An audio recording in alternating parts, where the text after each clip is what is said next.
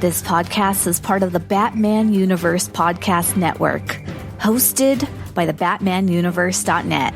Check out everything related to Batman and the entire Bat family at the BatmanUniverse.net, including news and original content related to comics, movies, television, merchandise, video games, and more. Also, check out some of the other unique podcasts that TBU has to offer. Consider supporting this podcast by becoming a patron on Patreon. Even $1 can go a long way in supporting this content that you enjoy. Look for a link over at the BatmanUniverse.net to offer your support now. And now, on with the show. Scarecrow's frightened of a clown that's laughing, boys. I am a Batman. I am a Batman. Shine and sit. Come out to play. I am a Batman. I am a Batman. Bring it on, Batman. Jump out your cave. 'Cause I am a Batman. I am a Batman. Shine that signal. Hey everybody, this is FNG311. My name is Dane, and with me, as always, is Tim. Tim, I did a bad thing, I guess you would say. I'm going to have to kick you off the podcast right as we get going. Well, no, I don't think so. But before we got on here to record, I rewatched the last arc of the Clone Wars. Okay. The Siege of Mandalore. Yeah. And I rewatched Jedi Knight, NIGHD. So yeah, I am depressed. Sad endings for both. But yet so well done and amazing. Yeah, I can't believe how well done the Siege of Mandalore was.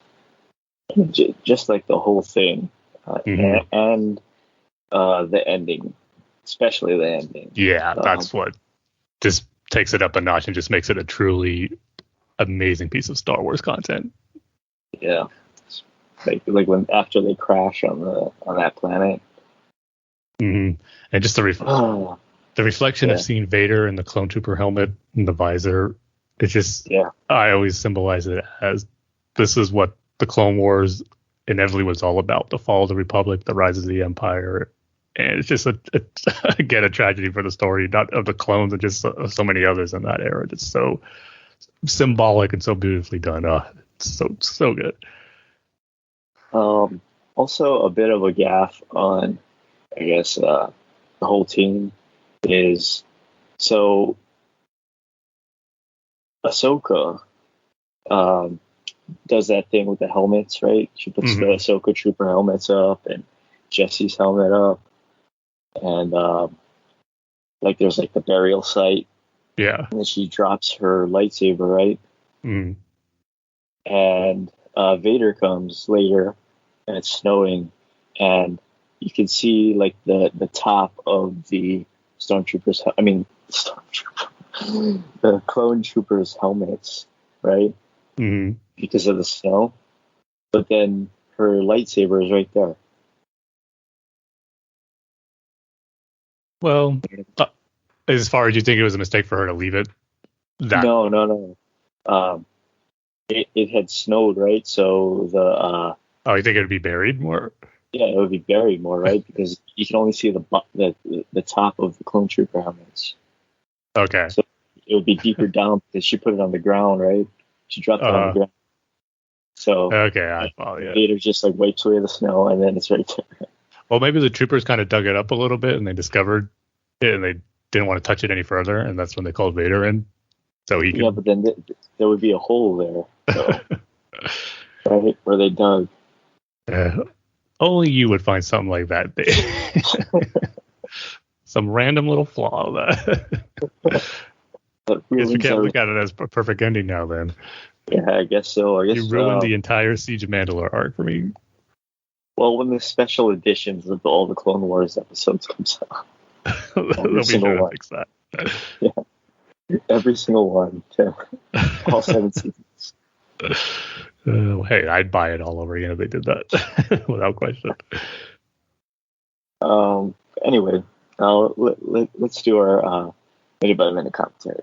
Our Fellowship of the Ring minute by minute commentary. So as always, make sure you grab your DVD, your Blu-ray, your HD DVD, your Beta, your VHS, your Laserdisc, your Blockbuster rental, your Netflix physical subscription, your DVHS, and our favorites, our absolute favorites, the way that Peter Jackson wants you to watch his movie.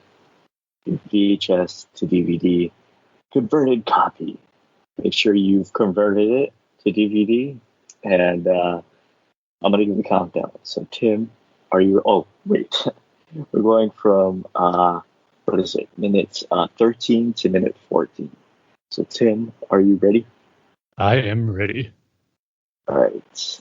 3, 2, 1, hit play. And Bilbo's in a position that we've all been in. They're losing the keys or a wallet. Yeah. Panicking. Except I don't think we're addicted to our wallet. Well, maybe for someone who's addicted to getting money all the time. That's all they care about. And this was another extended scene added to the movie for the extended cut. Oh, really? Yeah. So it's in the original? Nope. Because we don't first see Bilbo to Gandalf opens or knocks on the door in the theatrical cut. Yeah. That look on Gandalf's face. Just like, I was that worrisome look, but then when Frodo looks at him, this plays aloof. And that classic Frodo meme. Go on, keep your secrets.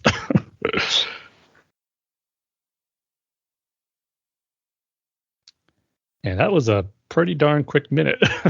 Yeah, no, it was just like Bilbo panicking and then this whole dialogue scene with Frodo and Gandalf. I still am amazed at seeing actual sunlight touch actual grass. Not to mention characters actually talking to each other. Yeah. For so long in the prologue. Yeah. Yeah. But now we can move on to our feature topic. So, Tim, it's an all you feature topic because I haven't seen. I gotta figure. I couldn't get into Titans and this Marvel What If is. I don't even know what that is. I will say, Tim, I did rewatch. Now I forget, Tim. I forget the name of the movies. Marvel movies, though, right? Yeah, the two last Avengers movies, Endgame and Infinity War. Infinity War. I was about to say Civil War. Really good. Really good. I gotta say, Endgame goes on a bit too long, especially for like somebody that doesn't know what's really going on. Mm-hmm. You see, with Endgame, I mean, I'm sorry to cut you off, Dave. No, go ahead. But it's like how Infinity War and Endgame, obviously they're two separate movies. I think Infinity War is the better movie, but when you watch them both, man, it's just such one great complete story. If anything, Endgame, it is 3 hours, and I think maybe in the middle of it, they could have trimmed certain scenes here and there. But once you get to the end where they get the Infinity Stones, they get everyone back. There's the big battle. There's a funeral for Tony Stark. All that stuff is just golden to me. It's just the ultimate payoff for a lot of these characters and what they build up for at that time, what was 11 years in the making. So I can kind of agree what you're saying, where it goes on a little bit too long in certain areas, but for me, it's kind of mainly in a little bit in the middle sections with the time travel stuff.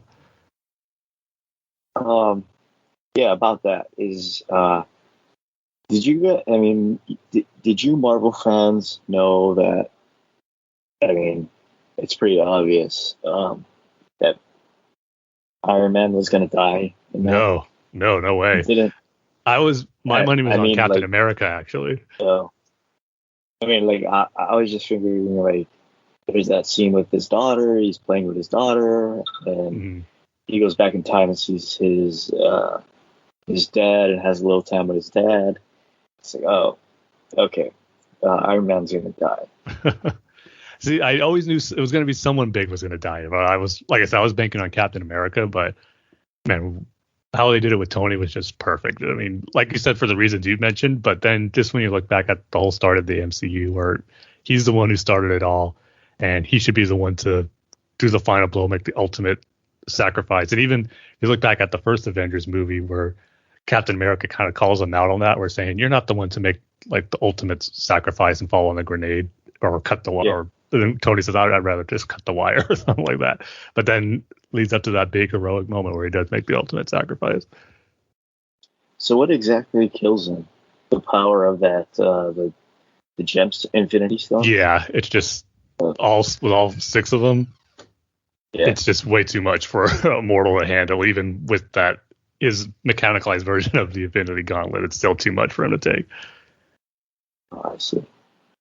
And those are actually next on my, because I've been doing an entire MCU 4K rewatch, and those are the next 2 up on my list. So it'll be a long night, but I'm trying to squeeze in maybe if I can watch it back to back. But we'll see if that happens. Yeah, so it's like what, like 6 hours? Oh, pretty much, yeah. One thing I don't get is during that entire like end battle scene between like I forget the villain's name. Thanos. Yeah, Thanos. Right. Between that guy and the Avengers. When did Pepper Potts get her suit? Was that like in the 3rd Iron Man movie, or like? She didn't really get her. She wore an Iron Man suit in that 3rd movie, where it was like an emergency situation where Tony just put the parts of the suit to go on her to protect her as his house was crumbling down. So she did wear a suit, but then you just kind of have to assume, since it's a 5-year gap between Infinity War and Endgame, at some point. Tony made her a suit. She trained in it and all that type of stuff, where she was able to use it like she did at the end of that battle. So are people like, I didn't see her train with that suit. You know, my favorite part of these Marvel movies and Star Wars movies are when I see them train. I'm sure there was someone who said that or complained about that, but you know how these so-called fans can get. Yeah. So how come Captain America can lift up Thor's hammer? Because he proved himself worthy. Yeah, he's. Oh, you just had to prove yourself worthy. Yeah, it's. I don't remember the exact inscription on Mjolnir, Thor's hammer, but it says, "He who proves himself worthy can wield the hammer of Thor." And Captain America, being one of the most selfless, pure, I think probably mortals there could be that we've seen over the course of the MCU, he proved himself worthy to wield it. And boy, was that an amazing moment. You know what? My one regret about seeing Endgame was I didn't get to go to like one of the first screenings at like 6 or 7 o'clock, because that was like right before my local theater started doing reserved seating. So it was one of those points where I had to get there early, but I had to take a family member to the doctor's that day, and it kind of took up most of the day by the time the doctor appointment was over. Didn't get to the theater early enough, so every screening room was packed. I was like, don't want my first experience seeing this movie to be in the very front. Have a neck ache by the time it's over. So I ended up going to like another theater that wasn't too far away, but it was like a 4 a.m. showing. It was like a 3 or 4 a.m. showing. And this crowd wasn't, I mean, understandably wasn't the biggest crowd. It wasn't sold out. It wasn't totally into it like you would at those early screenings. I just can only imagine being at one of those early screenings with the reaction that Captain America wielding Thor's hammer for the first time would have got. And you can see the YouTube videos of people filming the theater reaction. It's awesome, but just didn't get that in my first viewing experience, which was a little bit of regret I've had. So, also, sorry, I have like a lot of questions about like those last 2 movies, especially like after you skip over the majority of the movies. Right? So how come Thor is all depressed and fat in Norway? Is that because like his planet got destroyed or whatever? that plays a part in it. It's kind of everything leading up to that. But the biggest thing is where his hubris kind of got the better of him. That cost everything because that new Stormbreaker hammer he got could have easily killed Thanos.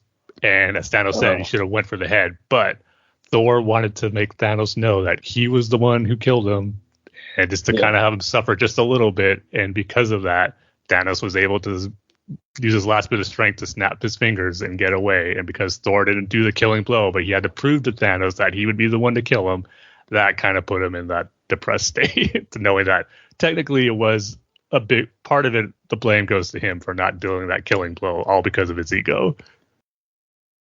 I see. And Scarlet, is it Scarlet Witch or no? Wow, Black Widow. Her name, Black Widow. Okay.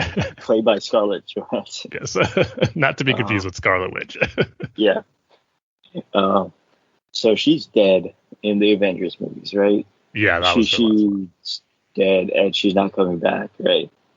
Not as of yet. Yeah. So they released the movie after her character died, or like in the timeline, or in the timeline, life? it takes place before the events of Endgame. It takes place right after Civil War, where everyone's kind of on the run a little bit, where Captain America's team's on the run. Well, that's kind of weird how they sort of flashback. Yeah. But that was really good. And we didn't talk about that on one of our episodes, but I really enjoyed Black Widow. It kind of filled in that gap nicely, and just a great, not an origin story for her, but just showing more of her background and parts of her past and people that she had in her past that I wasn't expecting. But it was really good and really well done. Yeah, I don't know if it's $30 good. For I just looked at it this way. I saw it with a few people. I did, and it would have been cheaper than paying for like 4 movie tickets. So I paid the $30 to watch that at home with the family, and that was it. So it was worth it for that. But I think it's going to be available in like a month or two, just for all subscribers. So the wait's not too long. Okay. Yeah, I think that's it on the Avengers questions. The Marvel sort of thing. Speaking of all the Marvel movies, and we got to talk about this, the new Spider-Man No Way Home trailer. And I'm sure that's going to raise tons of more questions if you're not familiar, not just with the MCU, but the older Spider-Man movies. But yeah, man, I love that trailer. I sort of, I don't know. I guess there was kind of a bump in the road with Far From Home, where I don't know, it just kind of felt a little boring, you know? Yeah. And so, like, I'm excited for this one.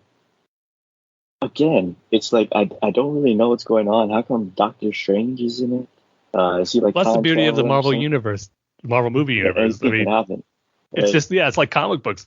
Certain characters pop up in certain issues here and there, and that's just the same for movies. That's what I love about it so much. Yeah, I guess so. I guess that would work out, right? But, yeah, it would make sense. What I think they should do is they should send Spider-Man back in time, right? Mm-hmm. Like send him back in time, and then he can like fight and do all these different things. And I mean, there's only so many places you can go in the current day, right? Mm-hmm. And so just send him back in time. Who knows? They might get to that point at somewhere down the line to keep making these movies, but I think they're tackling the multiverse aspect first, where instead of time periods, it'll be different timelines that he'll be going to, or other characters will be showing up in his timeline. But they're going real crazy with the multiverse, and I'm here for it. I think it's going to be really cool. I mean, obviously, the old villains are coming back with Dr. Octopus, Green Goblin. Jamie Foxx has confirmed he's back as Electro, and you're hearing all the reports, and it's becoming the worst secret in Hollywood right now about Tobey Maguire and Andrew Garfield coming back in this to play their respective Spider-Mans and Peter Parkers. So I wasn't expecting the trailer to show them because that's going to be the big moment of the movie. But it was just, I felt the trailer did an awesome job as not revealing all those big moments, but teasing just enough of some of that big stuff that we're going to get in this movie that just got me really, really excited. So to me, I thought it was a perfect teaser trailer that didn't reveal too much, but had all the elements in there and teases to get you plenty excited for what's to come. What about Paul Giamatti? I'd be okay if they leave him out. Not the best showing of the Rhino. Kirsten Dunst as MJ. There's reports that she might be in it as well. Really? Yeah. Why? I guess they want to try to bring as many of the familiar characters back as they can. What about what's that lizard guy's name from that first The Amazing Spider-Man movie? The actor's name or the character's name? Because the actor's name, I don't remember. The character's name? Kurt Connors. Kurt Connors, yeah. Bring him back too. I think he might be the lizard. Really? It maybe just be as a lizard, but if they do bring the lizard, and we know Green Goblin's going to be back, I hope they are the two where they look different. I want Lizard to have more of a snout, so he looks like a lizard, and Green Goblin just to have a totally new costume, because that first suit didn't look good then, and it doesn't look good almost 20 years later. Let me see. I'm just. Yeah, and I don't think Topher Grace is coming back as Eddie Brock. No, he's not. Thankfully. He's not with with those fangs and that black stuff all over his face. Yeah. The biggest disappointments I've ever had in the movie. Reese Ifans. Reese Ifans. Okay. Is the guy who played Kurt Connors / the Lizard. Has he been in anything else? I don't think I've seen him in anything else. He's a British actor. Welsh actor, sorry. He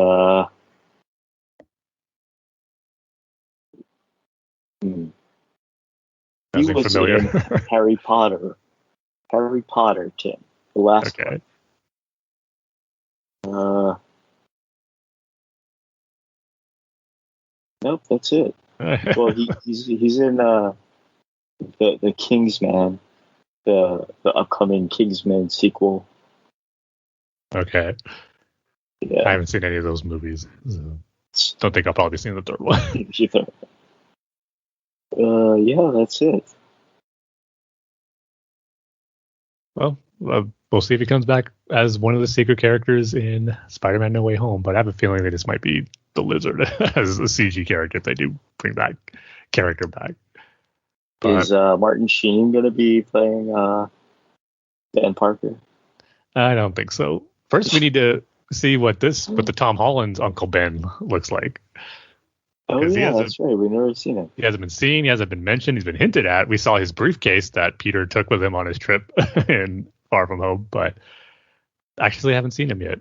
And this is a funny joke that I think would be kind of awesome, where since Marissa Tomei plays Aunt May, if they get Jason Alexander from Seinfeld to play Uncle Ben because of that classic Seinfeld episode where George tries to go out with Marissa Tomei.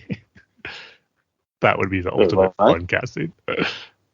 She plays herself? Yeah, she plays herself on that episode. Doesn't Jason Alexander work for the Yankees? Yeah. Those seasons where he worked for the Yankees, those are some of the best Seinfeld seasons ever. Those conversations he'd have with George Steinbrenner. Did they actually show George Steinbrenner? No, it was always from the back, and he was voiced by Larry David too, so it was an exaggerated take on Steinbrenner, but man, it was funny. He did show up as himself.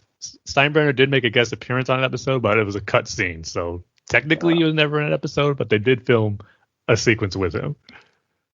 What did he do for the Yankees? He was assistant to the traveling secretary, so he would try to schedule hotels and for road trips and stuff like that for the team. Very important. Very important. There was an job. episode where he tried to get a promotion to be, I think, assistant to the general manager, and he was trying to work out these trades where he was trying to get Ken Griffey Jr. and Bonds. He figured out a trade where he can get them without giving up too much, but he never said who he'd have to give up, but just how he worked out something to try to get Griffey and Bonds. Sorry, I'm just looking through like the Amazing Spider-Man 2 cast. It's like there's like some actors in there that you kind of forget, like Felicity Jones. She was in the movie as Felicia Harding, aka Black Cat, but it was a real small role, and obviously nothing went of it because that series was canceled. But BJ Novak from The Office was in there as Alistair Smythe. Yeah. I would have totally forgot that. I mean, I did totally forget that Felicity Jones was in this movie. Yeah, I've only seen that movie like 3 times. I'll probably have to revisit it before No Way Home comes out. But that was something where classic trying to cram too much in there and set too much up in future movies that eventually never happened anyway. But that does have that has my favorite Spider-Man costume in a movie. I love that suit. Well, I mean, you can kind of see where they were going, right? Because I mean, this was 2014, and the Marvel movies were big stuff, right? Yeah, they're hitting their stride. Yeah, so like they wanted to do that thing where it was like, okay, so we're gonna put in a character right here, and this character will pay off in 10 years. Yeah. Right? Pretty much. It's like I was reading, like, in the original Iron Man, those guys that kidnapped Tony Stark and put him in the cave are somehow tied to Shang-Chi. The organization with the 10 rings? Yeah, or something like that. Yeah. So I don't know if it's going to be a direct tie-in for like this. I don't think it's going to be the same organization, but it's maybe someone that, like a group that's kind of splintered off and did their own thing from the 10 Rings organization. But they took that name based on the actual 10 Rings that we're going to see in Shang-Chi. But it wasn't definitely planned that way at the get-go. It's something where they kind of look back on Iron Man and say, hey, we could use this for that. Yeah, you know what I don't get about that Iron Man movie, that first Iron Man movie? So Tony Stark gets kidnapped, he puts that thing in his chest and gives him life and stuff. Mm-hmm. And then there's that guy helping him. And then so the guy helps him build the suit. So like Tony Stark is like, okay, so you're gonna help me build this awesome suit with guns and stuff, and I'm gonna be totally protected, but you just stay behind me and hopefully you don't get shot or blown up. Well, they didn't have time to make 2, so Tony would be the better one to know how to use it. But he didn't fall. I'd be like, can you make me a suit too? Well, I mean, a lot of parts here. You kind of learned that his intention was to die anyway. He didn't really plan on escaping because he wanted to be with his family. So that's okay. I want to die. Okay. I think he even said this was always the plan, Stark. Like, he never intended to get out of there alive. He just wanted to make sure Tony got out. Okay. That makes sense. I fixed that problem for you. Yeah. It's not the Clone Wars one. I wonder if Dennis Leary is coming back to play Gwen Stacy's dad. I forgot he was in that too. Yeah. Of course, probably the best actor in the Spider-Man movies, Dane DeHaan. Yeah. No reason. He's definitely going to be coming back. Yeah, right, Tim? Just on his name alone, that's why they have to bring him back, right? Yeah, of course. I think this is the only thing I've ever seen him in. So yeah. I saw Chronicle, which was pretty good. And I saw that movie, what was that sci-fi one he was in a few years ago? That wasn't that great, but can't think of the name of it now.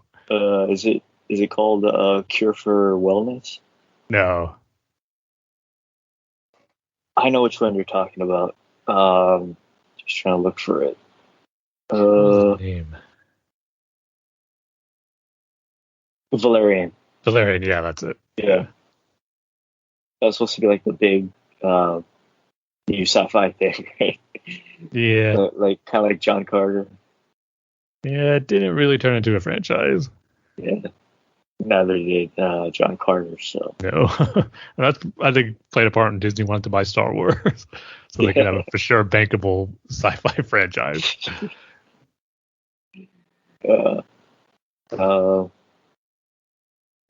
He was also in Metallica Through the Never. Didn't know that. Metallica concert film. But anyway, what are we talking about there? Yes. Well, we're still going to be on a little bit of the Marvel topic. So basically, the feature topic was going to be some recap of the latest comic book TV shows like Titans and Marvel's What If. So I'll go ahead and start with What If first.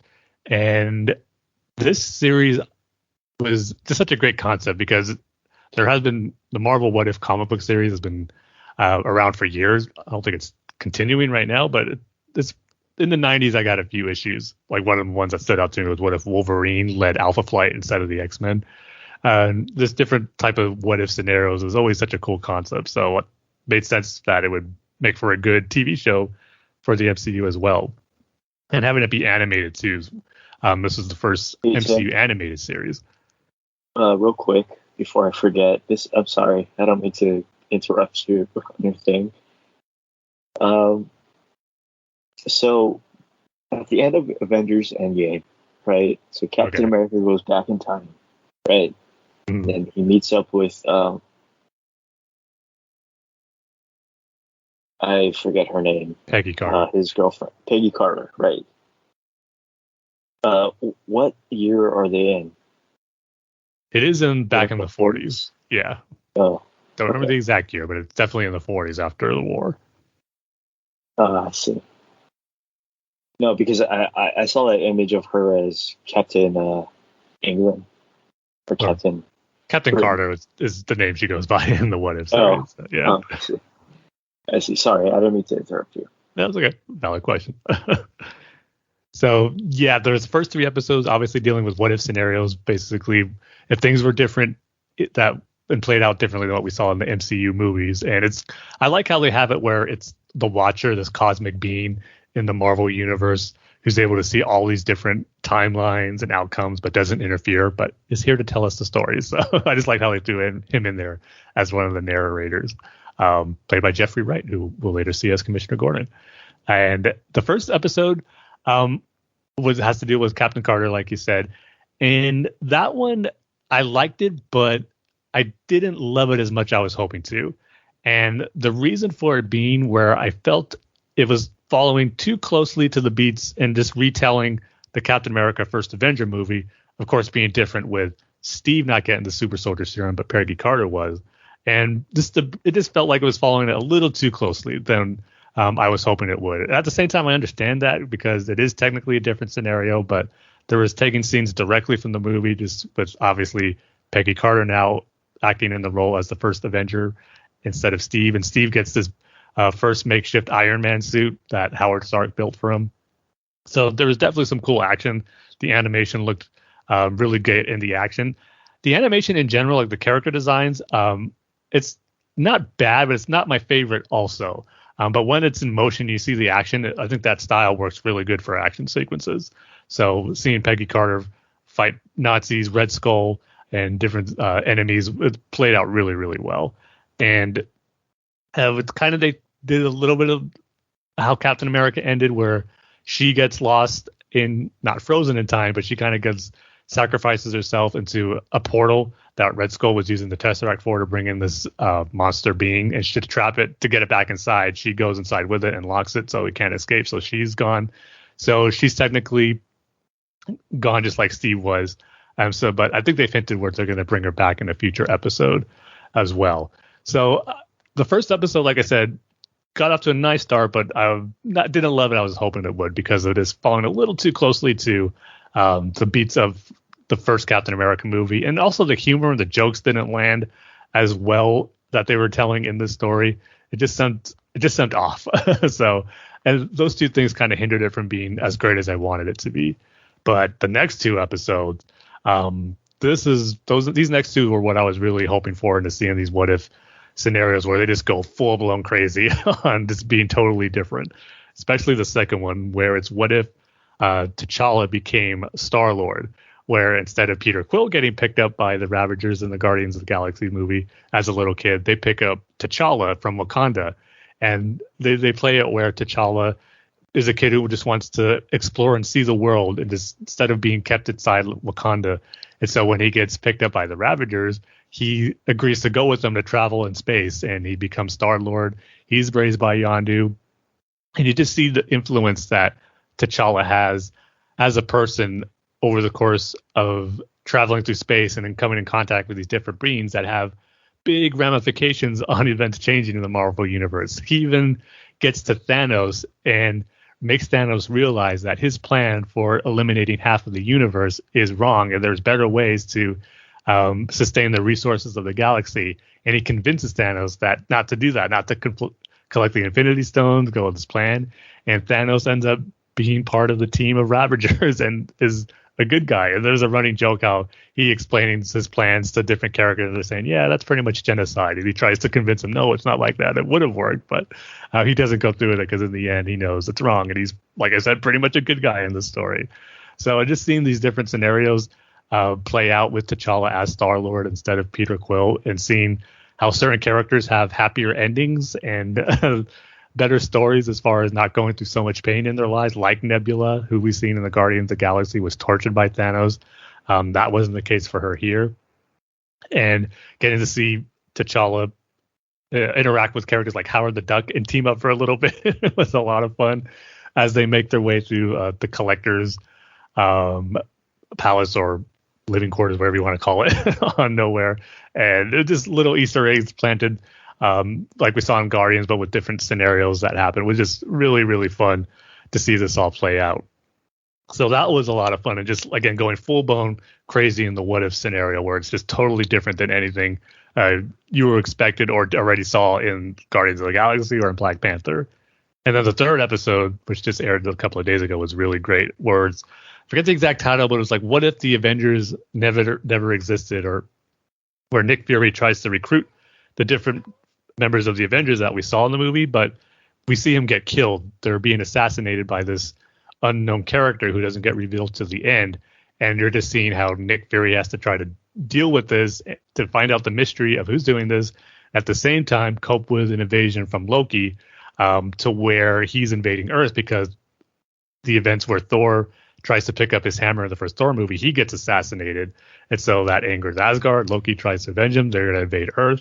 So all these different scenarios that you see the first few Phase 1 Marvel movies kind of intersect into this one story where you got the Incredible Hulk, the first Thor, Iron Man 2. They're all kind of happening around the same time. But of course, things are happening differently because of these characters getting killed off. And then finding out who the culprit of it is was pretty fun, where, spoiler alert if you haven't seen the episode yet, where it gets revealed that Hank Pym was the one who was assassinating these characters using his Ant-Man technology for evil here, where he's angry at S.H.I.E.L.D. for his daughter, Hope Van Dyne, was an agent of S.H.I.E.L.D., but she ends up getting killed. And he's taking his revenge out on Fury and S.H.I.E.L.D. and from stopping him to recruit this Avengers team. And just to see kind of Hank Pym go full-blown crazy and in his yellow jacket costume instead of their traditional Ant-Man costume, made for an interesting fight scene where he's fighting Nick Fury, but ends up being revealed that he's actually fighting Loki, because Loki and Fury come to a truce to try to stop their common enemy for this person who assassinated Thor and the other Avengers. So seeing Fury and Thor kind of team up was fun, and that leads to Loki knowing he doesn't have any kind of threat or anyone to prevent him from taking over the Earth, does end up taking over the Earth and is ruling Earth.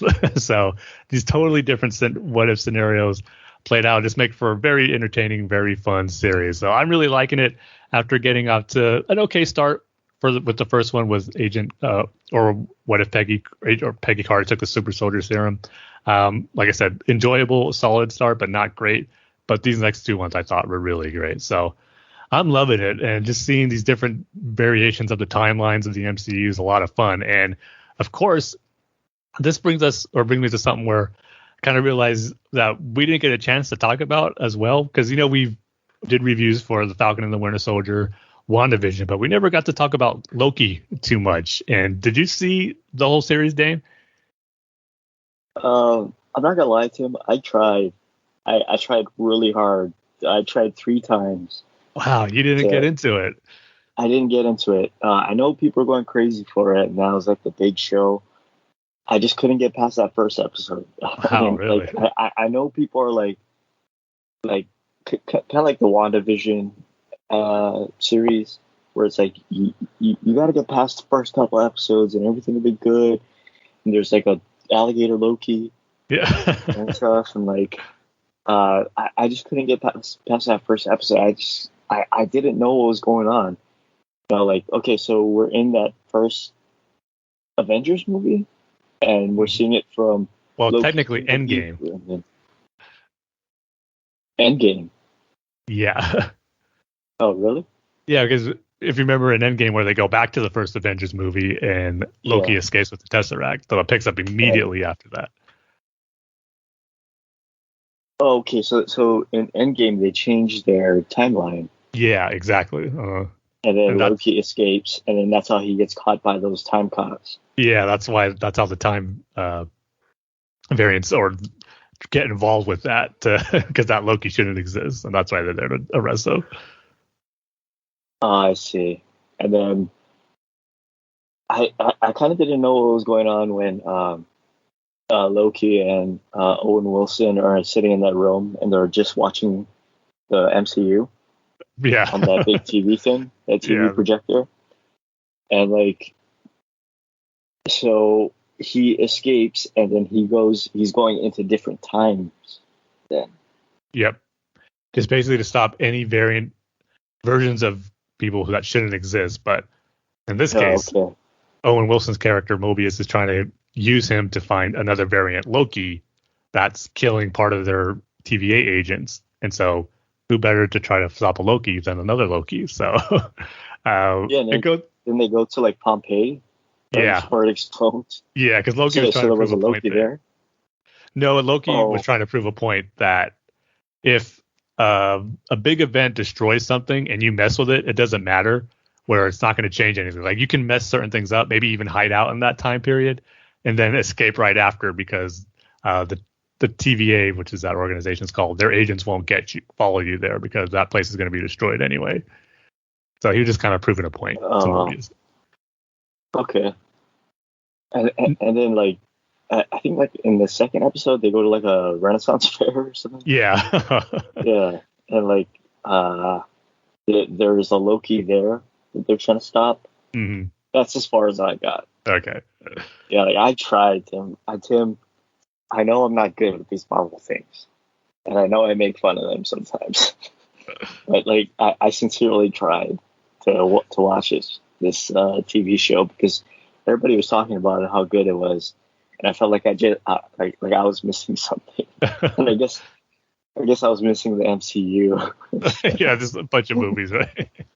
or basic understanding of the MCU. Yeah, I mean, I love the series. It's my favorite of the 3 we've gotten so far. I just love the concept of it, doing the time travel, time variants of different characters, and this series really set the stage for the multiverse stuff that we're seeing with What If. You can kind of, they haven't, I think, officially said it, but the different timelines we're seeing in the What If animated series could be springing off from the events that happened in Loki. And then even with Spider-Man coming up, well, that bringing over the multiverse is going to play a role in there. That the events that happen in Loki, especially in the finale, where Loki and another variant of Loki, just in case you want to go back to it, I'm not going to spoil everything, just in case. But the stuff they encounter, the character they encounter in the final episode is a pretty big Marvel character, and someone who's played a villain in the Marvel comics Looks to be it's going to be an Ant-Man, the third Ant-Man movie, and I think it's going to, in general, going to play a bigger role in the MCU going forward. So it's going to be probably a series that, if you're going to go into this next phase of the Marvel movies, you're probably going to want to check out, because I think a lot of it's going to be referenced, and just the events that happen here is going to have major ramifications on the future of the MCU. But in regards of just that, it was just a fun series to me. Like I said, dealing with that time travel aspect, Tom Hiddleston and Owen Wilson had great chemistry together in the series, so it was just very, very enjoyable. I just think everything about it just clicked for me. So yeah, I did like the sort of plainness of it at the Time Cop's office. Yeah, where it was just like set in the like a 70s office, and like it's all about middle management, right? It's like all like and bureaucracy. I did like that aspect of it. Yeah, just like place that exists outside of time and space, as like these futuristic buildings, these characters have these technological advancements, but yet they got all this old school style office equipment, paper, filing systems, and all that type of stuff. So I did like that aspect of it too. So yeah, if you ever get the urge, I would still suggest to go back and revisit it at some point, not right away, but I don't know. I just feel like I would be totally lost. Like it'd be kind of like watching the Siege of Mandalore and not knowing anything about Star Wars. It's kind of how I feel about the television show, where it's like, yeah, I kind of don't know what's going on. I mean, I see they have lightsabers. I see they use the Force. I think I've seen Darth Maul before, but I kind of don't know what's going on here. You know what I mean? Yeah, but hopefully the storytelling is being done so well that it'll grab you anyway. And then, especially in the case of Siege of Mandalore, where it'll make you enjoy it, but then want to explore more of that history. That's always my hope of someone seeing something that they're not too familiar with. But not everything's going to work for everyone, so got to realize that as well. So yeah, definitely check out Marvel What If. It's been great. I'm not sure how many episodes there are, but this is another series to look forward to every week. So this time just in animated form in the Marvel universe. And then the other big comic book TV show that we've gotten the last few weeks is the third season of Titans, which is making its debut on HBO Max as far as new episodes go. And they released the first 3 a couple of weeks ago, and then after these last 2 weeks, it's just been 1 a week. And I was excited to going into season 3 because of the storylines they're going to be doing and the characters they're bringing in. Obviously, Red Hood is the big tease and focus going into this season that we saw in the trailers. Barbara Gordon's going to be in here. Jonathan Crane is going to be in this season. So a lot to look forward to. And I have to say, this season's off to a very solid start. The first episode was kind of similar to Marvel What If. I really enjoyed it, but there were certain elements about it that didn't really work for me. And that kind of just deals into a little bit how Bruce Wayne reacted to the death of Jason Todd. And that's obviously we knew that going into it. We saw in the trailer we were going to see the death of Jason Todd and then see him become Red Hood. And one thing I'll just say right off the bat, it's not something that I think hinders the season, but it does something that happens or that they did that I felt would have worked better if there was a bigger time gap, because the timeline between Jason being killed by the Joker and him coming back from Red Hood is really short. In this last episode, I think they just said it was about 3 months for when he died to when he comes back. And things seem to happen a little too quickly. And I guess I understand, just from trying to do this 2 big storylines condensed in 1 season of television, you're kind of going to have to move things along pretty quickly. So it's not really a detriment to the story that they're trying to tell. It's just something that I think works better when it's done over the course of a longer gap of time. But for how they did it well as far as showing the death of Jason. And that first episode, they didn't show the Joker, but they just showed him from behind, his laugh and all that stuff. But it was a creepy setup that we saw in the trailer, where Jason goes into an abandoned amusement park, sees this hanging dead body of a security officer with the grin on his face, and then being ambushed by the Joker there. It was a great setup. And then we saw something where Jason took this gas, like hallucinogen, where he puts on a mask it's with an inhaler and breathes in this gas. We don't know what exactly it does yet, but it just makes him go on to want to stop the Joker no matter what after Bruce tells him not to. And then the first episode deals with the aftermath of that. Dick going back to Gotham to see Bruce to help him deal with Jason's death. And the part where I wasn't too keen on or didn't think worked the best was kind of how Bruce dealt with it, where I wish they followed a little more closely to his reaction in A Lonely Place of Dying from the comics instead of what we got here, where he was immediately looking for a replacement for Jason, where he kind of really had a list of candidates that Dick discovers on his computer, where there's some fun Easter eggs there, like Stephanie Brown was on there, Carrie Kelly as potential recruits for a new Robin. But I like it better where Bruce kind of goes in the opposite direction, like we saw in the comics in A Lonely Place of Dying, where he's not going to take another partner. He's not going to want to lose someone else like he lost Jason, and that was going to be the end of Robin. And so I did like that aspect better in the comics and how it played out here in the series. But then that leads to a really big moment where I think it's a red herring, and it's probably going to reveal that it didn't happen. But the first episode ends where Bruce reveals to Dick that he went in and killed the Joker at Arkham Asylum, and he's going to leave Gotham. And he tells Dick, Gotham is yours. You be a better Batman than I ever could. I failed in this because he lost control and gave into his wanting to get revenge on Jason's death and killed the Joker. So they didn't show that happen. They just show Bruce telling that to Dick. And again, I think it might be a red herring. I think there's going to be something revealed where he actually didn't kill the Joker, but we'll see. So that sets the stage for Dick wanting to bring the rest of the Titans back in to operate in Gotham and in Wayne Manor, which is cool. And it was just great seeing the Titans in action together in that first episode with Dick in his Nightwing costume, which looks amazing. Superboy, Beast Boy, Starfire, all working together. So it made for a fun action sequence in the beginning to see them all use their powers and work together. Then more so than we've seen in the first two seasons, which was nice. But obviously the thrust is going to be with Red Hood, and I really love what they're doing with Red Hood in this season so far. The costume looks great. Forgive me for blanking on the actor's name who's playing Jason Todd, but he's doing a great job as being different than how he was as Robin into Red Hood in this. So it's just a great transition for the character, and the actor's doing a great job. And what I like about it, how this is something that they're doing different that I think works really well. Instead of kind of seeing Bruce deal with the return of Jason and how that affects him as operating as Batman, we're seeing it how it affects Dick and him, how he operates as Nightwing and as leader of the Titans dealing with Jason's return.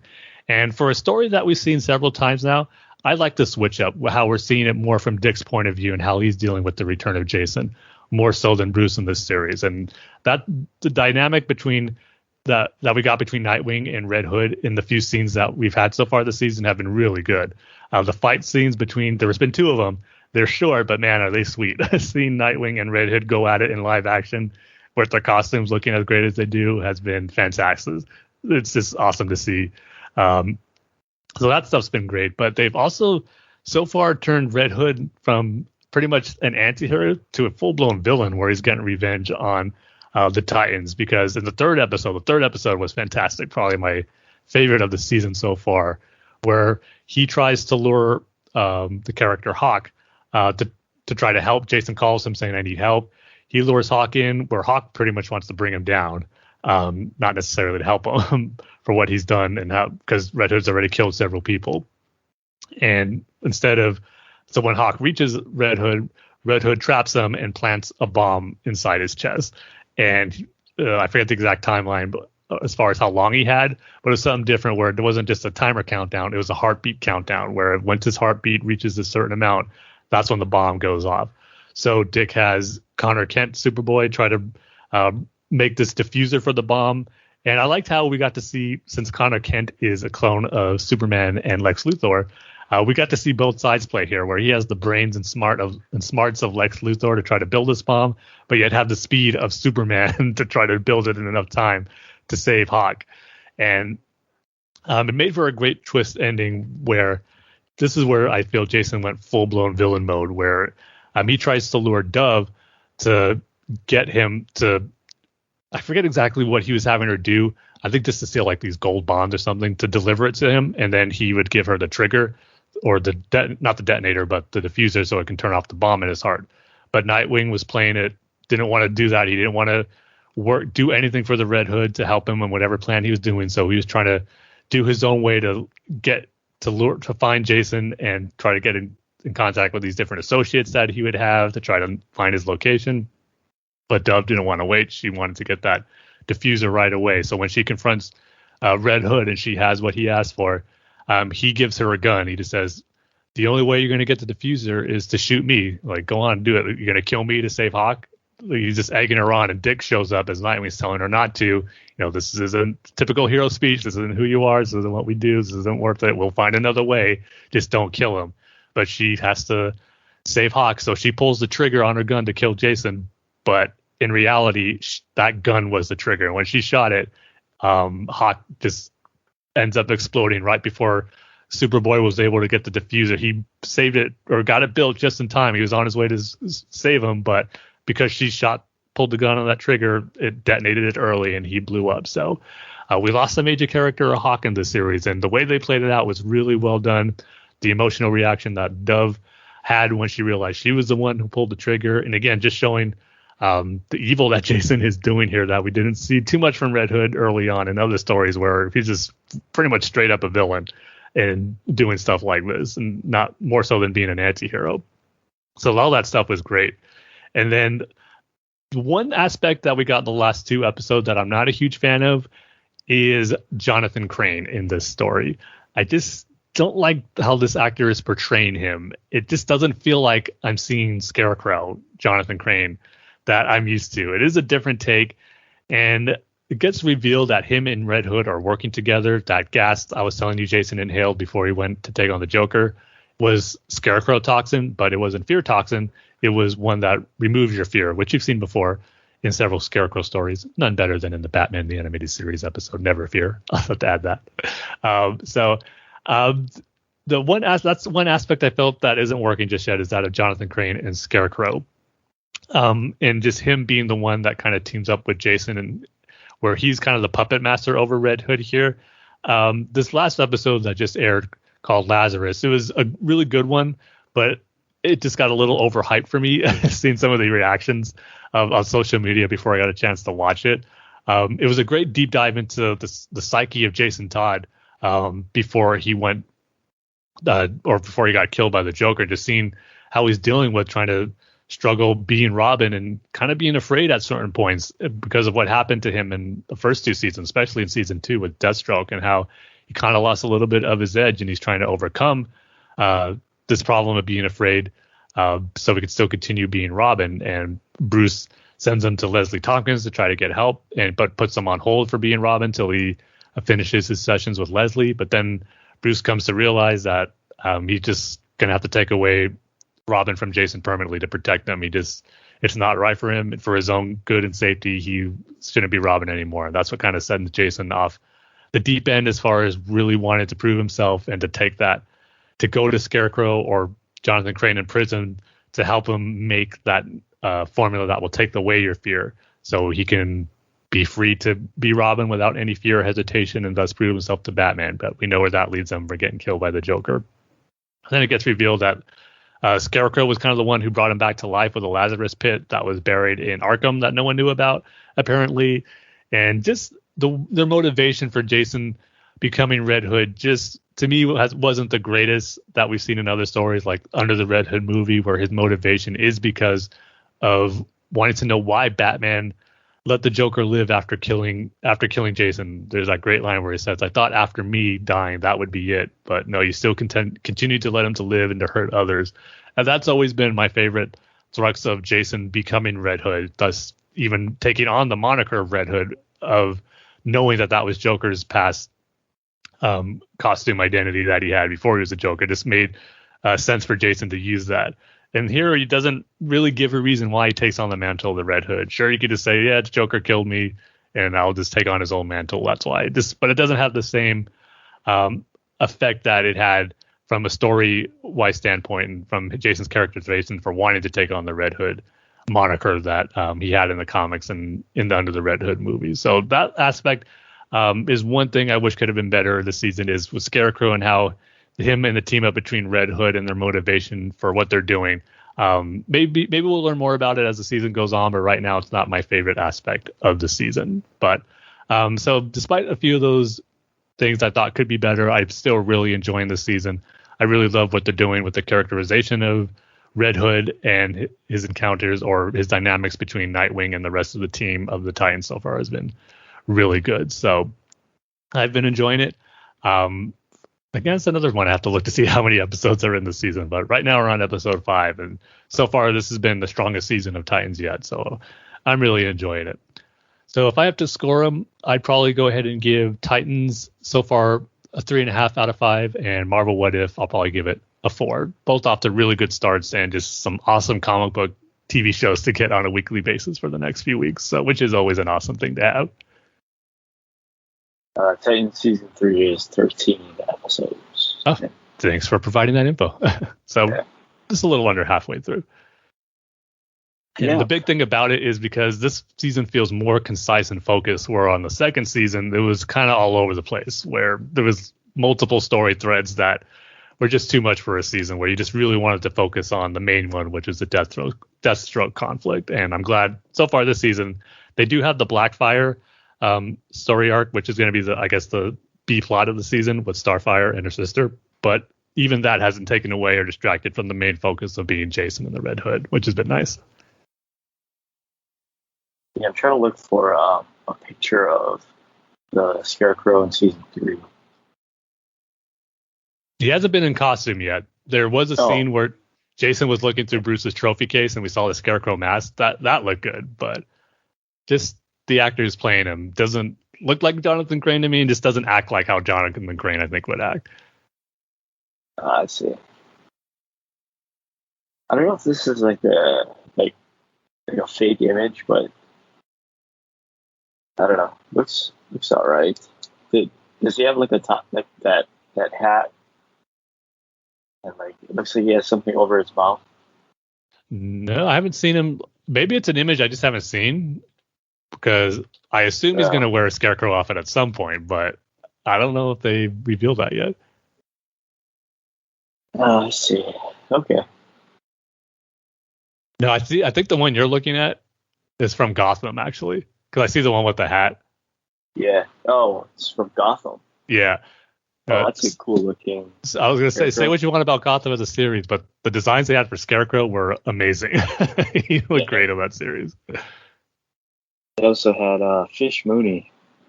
I forgot about that character. I don't know if she's a big part in Titans. So. No, I don't think we're going to be seeing her in Titans. All right, well, I guess we can move on to our next topic, which is our the second of our 12 episodes, Tim. And this one is going to be Attack of the Clones. Yes. Our top 3 moments from the Star Wars movie. So, last episode we did Phantom Menace, and now we are doing Attack of the Clones. So, Tim, what is your third moment? So many to choose from this underrated Star Wars movie. Yeah. So my number 3 is going to be when Anakin discovers his mother on Tatooine and she dies in her arms. And that's kind of where we get our first full-blown look at Darkseid Anakin. And just the emotion he has on his face, the anger he has on his face, and the way it wasn't a long sequence, but still an effective one where he just takes out the entire Tusken Raider camp.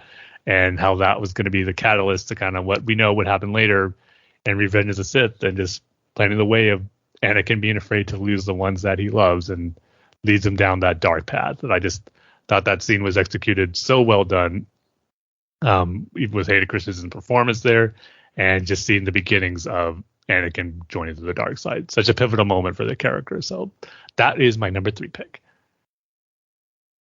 Okay, so my number 3 pick is pretty much the entire second part of the movie where Obi-Wan goes to, from Obi-Wan's point of view, where He goes to Camino, a planet that freaks me out for some reason. I don't know what it is.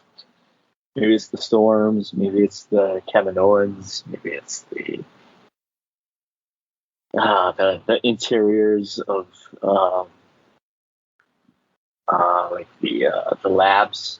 I don't know what it is. So, and that whole thing with Sifo Dyas, like apparently, like, oh, he secretly commissioned a clone army and got Jango Fett to provide his DNA, and that whole scene, the fight scene between Obi-Wan and Jango Fett on the platform, and of course the chase sequence through the asteroid belt.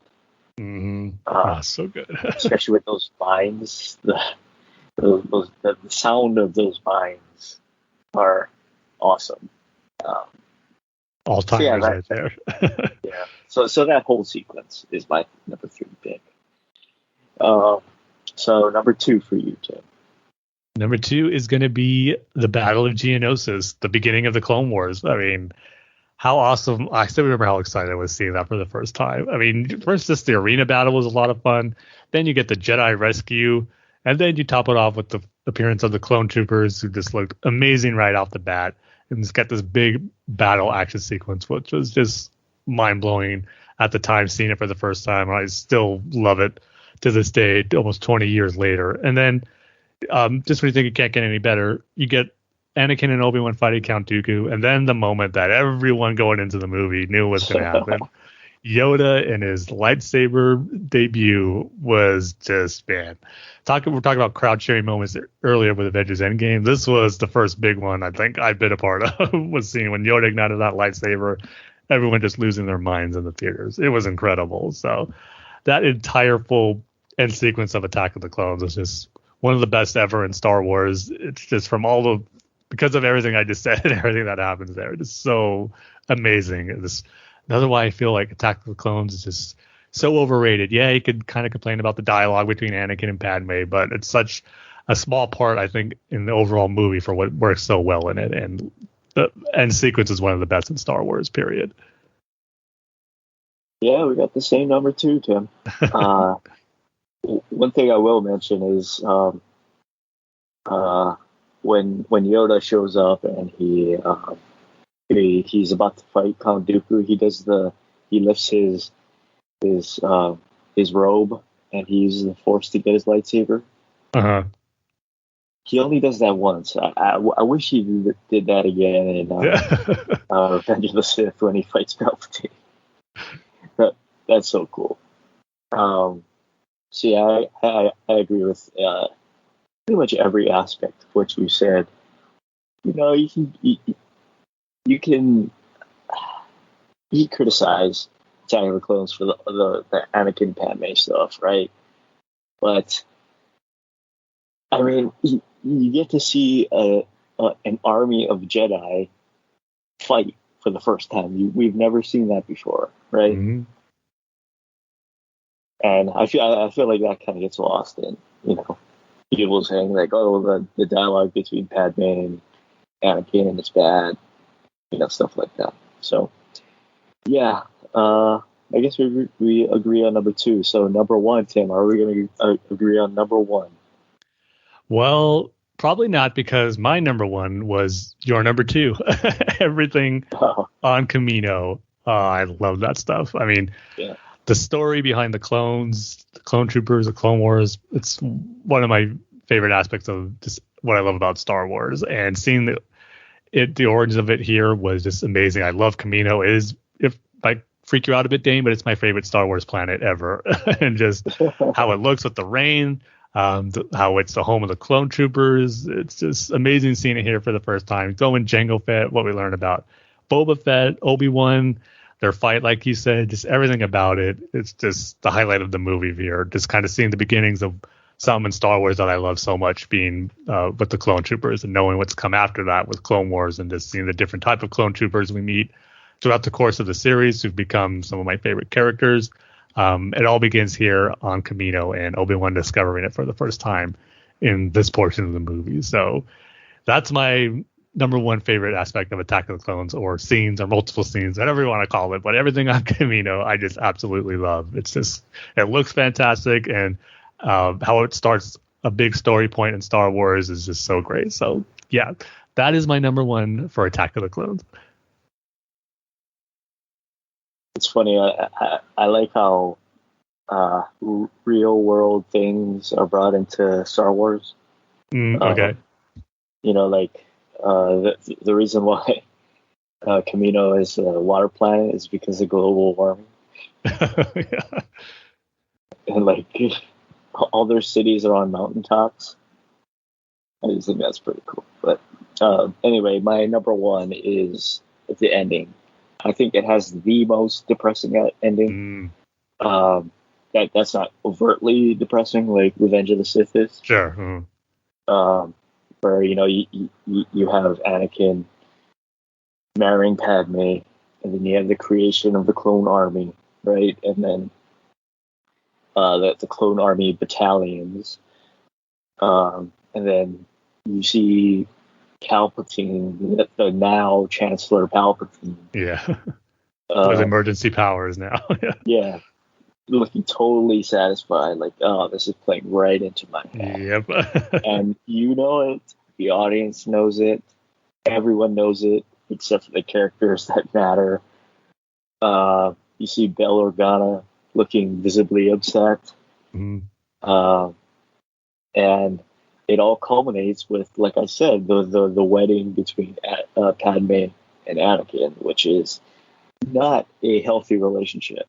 It is not, nope. to say the least. And you know which way that one's going to go. So, and the music too, with Across the Stars, and then you get the Imperial March, and then you get the ending music. It's probably my favorite ending music of the John Williams Star Wars soundtracks. So yeah, my number one is the most depressing ending of the Star Wars movies.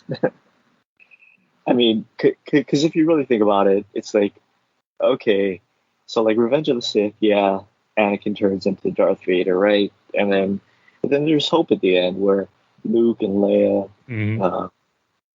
Luke goes to Tatooine, Leia goes to Alderaan. There's hope for the original trilogy, right? What we see in the original trilogy, or even like something like Empire Strikes Back, right? Like they got beat really bad right at the end of that one, especially Luke and Han. But then there's a sense of like togetherness, like we're together now and everything's going to be all right. And I don't know, the Last Jedi, let's say, right? It's like, yeah, we had to run away the whole entire movie, but we're back together now, and we can go forward after this, right? Whereas this one is just depressing, as you see, like, this. Go ahead. No, like I said, ominous is like really what the type of ending is. Foreboding, yeah. Right? Yeah. I will say what I didn't notice the first time, even though I've heard the ending song millions of times, hundreds of times, right? What I didn't know was right before, if you listen to the last track on the Attack of the Clones soundtrack, right before the Imperial March, okay, it's pretty much the Game of Thrones theme song. I know what you're talking about. Right? Yeah. I think I think John Williams wrote the Game of Thrones theme song years before the show came out. I never really thought about it, but when you mentioned that, you're totally right. So yeah, that's my number one. Yeah, great call. Wasn't on my top three, but still an awesome sequence and an awesome ending to a Star Wars movie. That it's like you said. I'll never understand the hate that Attack of the Clones gets by so many people. It's so unwarranted. Yeah, it's my. I don't want to anger anybody, Tim. I don't want to anger you, Tim. But it Well, I is don't my think you'll anger second. me. It's my second favorite Star Wars movie. See, that makes me happy. It doesn't make me Last angry. Jedi. Yeah, 'cause I know, it's either something. It's something from the original trilogy, right? You can only like the original trilogy. Those are the only perfect movies, Tim. Right, but not the re-releases, not the special editions. Tim. Not See, the the original, yeah. the original. That tired argument. Attack of the Clones ranks number 5 for me in my list. That was so hard to even rank as a Star Wars movie. It took me forever to put together that list, but I got it somewhat definitive. So Attack of the Clones was in the number 5 slot. Yeah, so let me guess. Your number 1 is, of course, Caravan of Courage. Right? Of course, right? Yeah. Yes, it is Second better one- than Battle for Endor. I will die on that hill too. About to say the second one is Battle for Endor. Your third, let's see, the holiday special. There we go. That's number Man, 3. you're nailing it, Dane. Number 4, The Last Jedi for you, right? Accurate. And number 5, Attack of the Clones. Right. There you go. Yeah, don't even count the rest. Yeah, those are the 5 right there. Yeah, the rest of the movies, place them wherever you want because those don't matter. But anyway, yeah, that's our. So next episode we're gonna do Tim's favorite movie, Revenge of the Sith. Right? Yeah, well, second favorite. Second favorite. Yeah, this is Attack of the Clones. There's so many good ones to choose from. Revenge of the Sith is even more. Yeah. Yeah. Can I guess your number 1 right now, Tim? And you tell me if I'm right or wrong. Okay, go for it.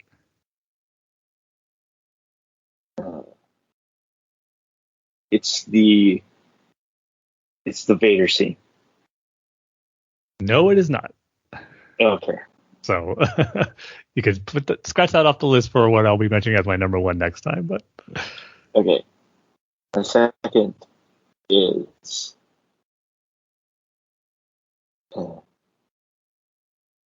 you know what? I'll save it. you don't want to ruin it. Don't want to ruin the surprise. So yeah, now we can get into our comic book reviews section, and now Tim is going to review Batman the Adventures Continue. That's really hard to say. I know. Continues. It's not plural. It's not continues. It's continue on the comic. Season 2, number 3. So Tim, why don't you take it away? But our rating scale for it should be. Right, I forgot.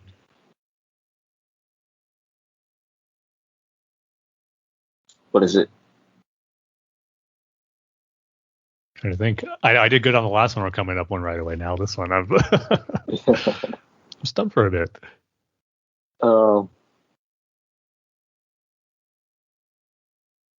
About MCU movies that Dane completely skipped. Okay. Which is probably going to be higher than what I'm going to rate this. Yeah. Thor: The Dark World, Iron Man 2 and 3. Or I think I saw the third one. Never mind. Captain America 2. You never seen The Winter Soldier? I thought you'd seen that. I mean, Iron Man. Sorry. There you go. Yeah, Iron Man 2. I've seen. So now Iron you're even Man getting the 3. characters all mixed up together. Yeah, I have. Saw Black Panther.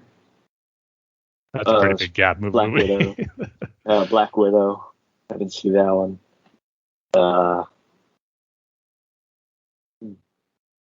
Never saw Captain One Marvel. of those Captain the Ant-Man. Americas.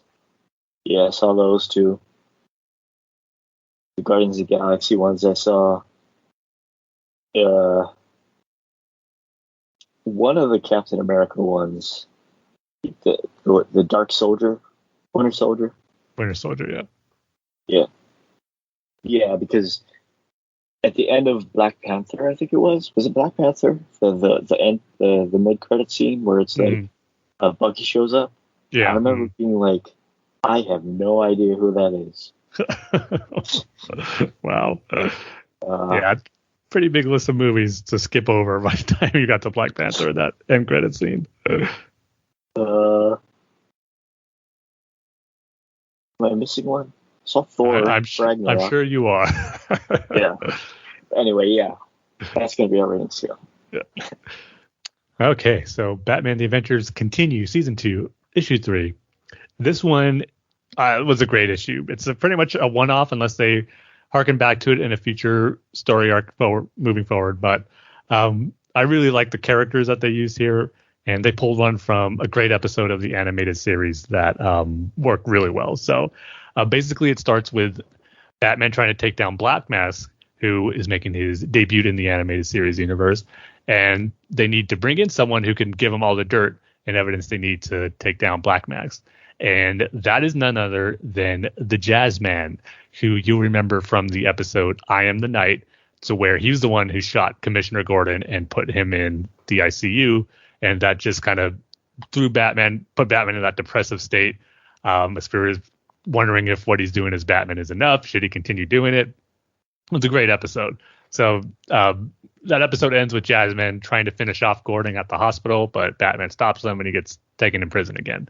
So we're picking up a few years after that, and Barbara as Batgirl is trying to help Batman take down Black Mask, but Batman doesn't want her involved. And when she finds out who he's trying to get is the Jazzman, she kind of takes a objection to that because Bruce is keeping her off on it because she's too close to the situation. She might do something she'll regret, knowing that he almost killed her father. So Batman wants to leave her off this case, but Barbara obviously not going to listen to him. It is important to her to try to bring this guy into justice. And so she goes on her own to try to find him. And she does. She does take the Jazzman into custody after a brief fight sequence with some of his men too. But we learn that the Huntress gets involved, and it becomes one of those stories where the hero has to protect the bad guy because Huntress is trying to kill him. And so that makes for some fun actions throughout the comic as far as Barbara trying to protect Jazzman on a motorcycle chase with Huntress after them. And then there's a fight in the abandoned train yard where she's trying to prevent Huntress from stopping him. But then her and Huntress end up working together as these thugs. They fight kind of too much to handle for one, so they have to team up, take him out.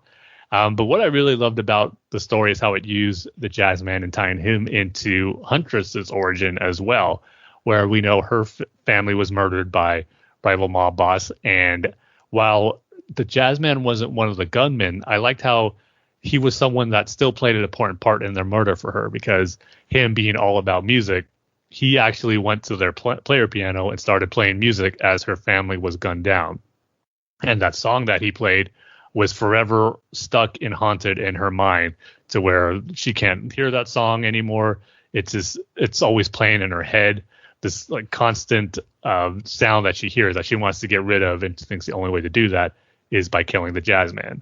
And so her and Barbara, they end up coming to an agreement where she has to take him in order to give the police what they need to take down Black Mask. But then she kind of tells them, after tonight, I'm not responsible for him. She doesn't hand it to Night Huntress, but pretty much lets her know, like, I won't stop you or I won't get in the way, whatever you decide to do after this.